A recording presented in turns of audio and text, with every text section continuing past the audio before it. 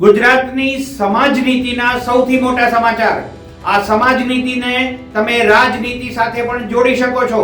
એટલા મોટા સમાચાર છે કે માયાભાઈ આહિરના પુત્ર જયરાજ આહિરને બગદાણા કેસમાં એસઆઈટીએ બીજી વાર સમન્સ પાઠવ્યું છે અને સંભવતઃ આજે બપોરે એસઆઈટી સમક્ષ જયરાજ આહિર રજૂ થશે।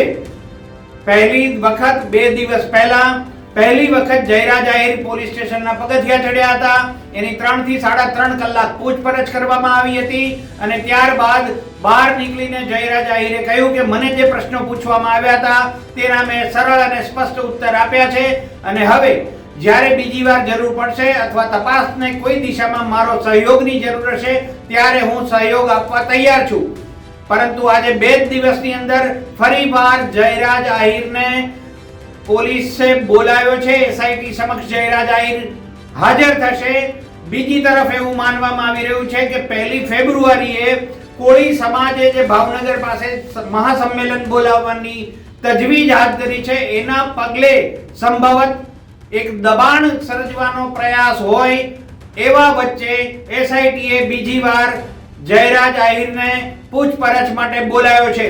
આગળ શું થશે તે કોઈને ખબર નથી, પરંતુ આની ચર્ચા જંગલની આગની જેમ પ્રસરી ગઈ છે કે આ વખતે ધરપકડ કે અટક થશે કે કેમ। જયરાજ આહિરની અટક કરવામાં આવશે કે તેની ધરપકડ થશે એ સ્પષ્ટ નથી, પરંતુ આ મુદ્દે જયરાજ આહિરને જ્યારે બીજી વાર બોલાવવામાં આવ્યા છે ત્યારે આ ઉત્તેજના પ્રસરી જવી બહુ જ સહજ અને સ્વાભાવિક છે।